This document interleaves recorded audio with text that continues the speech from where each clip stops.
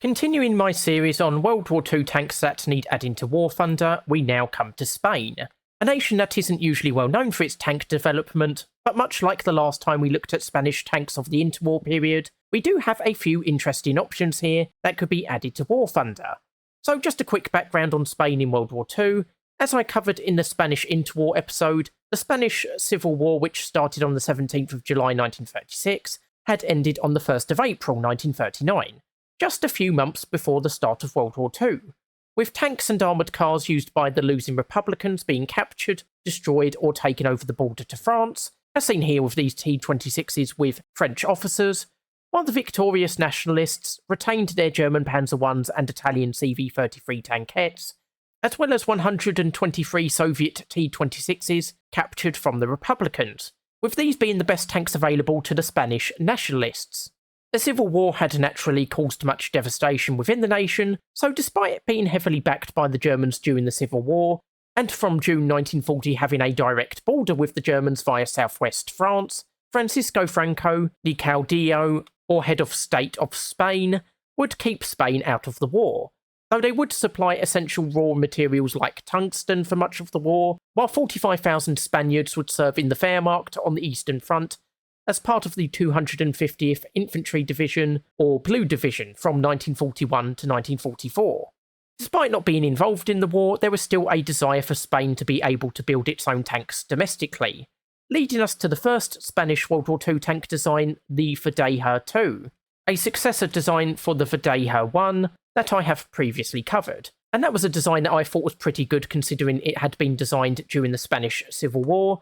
though it wasn't put into production, and I would recommend watching my video on Spanish interwar tanks for more information on that design. Like with the Verdeja I, this was again designed by Captain Felix Verdeja, and would begin development on the 20th of July 1942. To start with, the turret on the Verdeja II was moved to the front of the tank, unlike the rear-mounted turret of the previous design of the Verdeja I, and was armed with a Spanish 45/44mm Mark I gun, derived from the Soviet 45mm gun as fitted to the T-26, so it should have more or less the same performance to that weapon, though in the 1950s the state company SETME would develop a new sub-caliber shell for the 45mm gun, which was capable of penetrating 150mm of steel, or 110mm of steel at 1,500 metres, with a muzzle velocity of 1,200 metres a second, and this shell could in theory be added to differentiate it from the Verdeja I, while it appears that 3 machine guns are carried,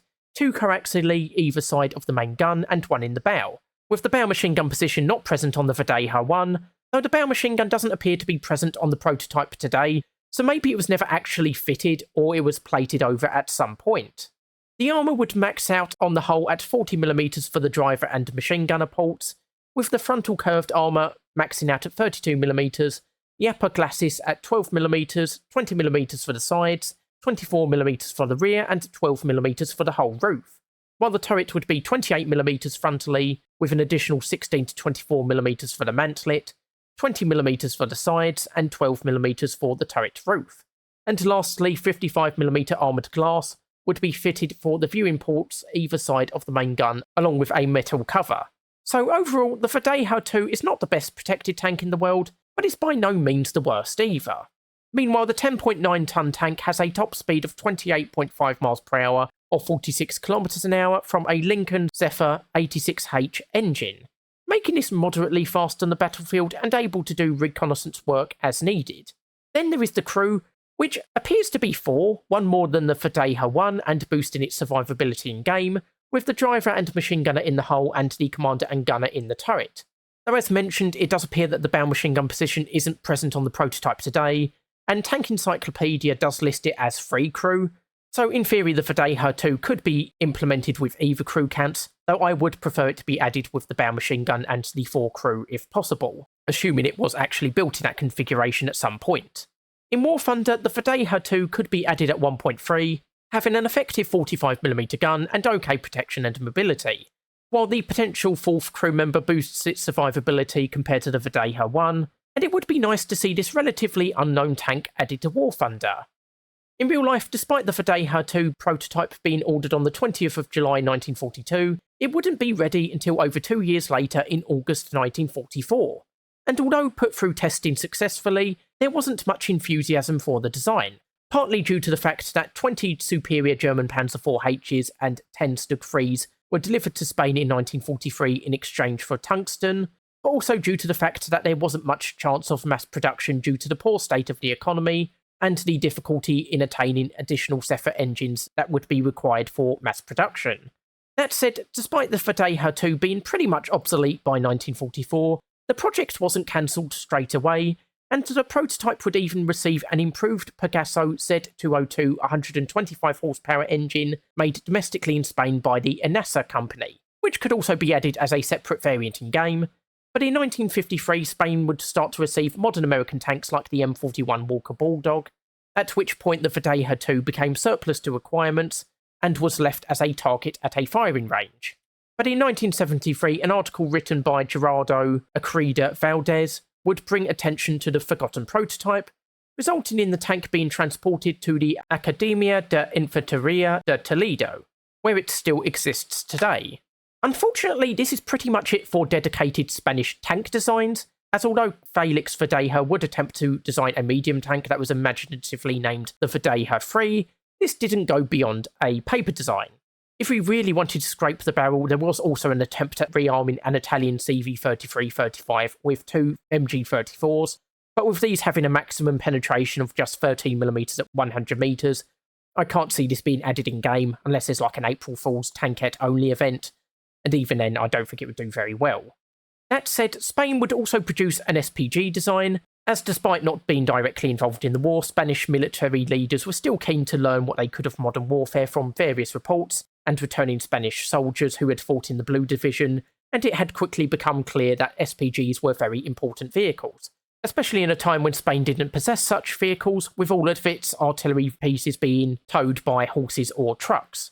However, it would take Spain a while to act on this information, but finally, on the 13th of March 1945, just 2 months before the end of the war in Europe, Captain Felix Verdeja would be ordered to develop this new SPG, which would be called the Cañón Autopropulsado, the 75/40mm Verdeja. This time, instead of creating an entirely new vehicle, he would take the prototype of the Verdeja 1, which was still around, and he would convert it into an SPG, with the 75mm length 40 gun mounted at the rear of the vehicle where the turret used to be, where it would have an elevation of +25 to -0.25, so not much depression, and it had a horizontal traverse of just 4.5 degrees right and left, while the max range was supposedly limited to just 6 kilometres. Unfortunately, beyond this, I haven't been able to find much information on the gun's history or its performance, or even what ammunition it fired. What is known is that it was called the 75mm RR, and was built in Spain in 1939, and was probably the third gun of its type, and it weighed 536 kilograms. As for its ammunition, I would expect its HE shell to penetrate at least 10 to 12mm of armour at a minimum, and perhaps more than that, and I'm 90% sure it would have had a dedicated anti-tank shell, since Spain would have had time to develop one during World War II, plus it had 2 years to study German shells from the Panzer IVs, Stug 3s and Pak 40s that they received. And if its performance was similar to those guns, it would in theory make for a very deadly tank destroyer, though like I say, I can't confirm with 100% certainty the ammunition used, and only 8 shells were carried within the vehicle itself, with the remaining 24 towed behind the vehicle in a trailer, which would make this problematic to use in long-running engagements. As for the rest of its stats, the armour maxes out at 25mm, while the fighting compartment is completely open-topped and exposed at the rear, and the top speed is 27.3 miles per hour or 44 kilometers an hour from a Ford V8 Model 48 engine, while 3 crew are carried, with the driver in the hull and the commander and loader in the fighting compartment. In War Thunder, the placement of the Verdeja SPG is entirely dependent on the ammunition carried, so if it only carries HE shells, it would probably have to be a 1.0 vehicle, but with anti-tank shells this could go up to at least 2.0, and would allow Spanish players to use it as a basic tank destroyer. In real life, the Verdeja SPG would undergo trials successfully, but much like the Verdeja 1 it was based on, it would not proceed beyond a prototype, being left to rust much like the Verdeja 2, though eventually it would be moved like with the Verdeja 2, today being placed at the Museo de Medios Acorazados in Madrid. So ultimately Spain would design a whole bunch of tanks, but would ultimately end the war still relying on pre-war Soviet T-26s and German Panzer Is and Italian CV-33-35s, augmented by a small number of modern Panzer IVs and Zug 3s,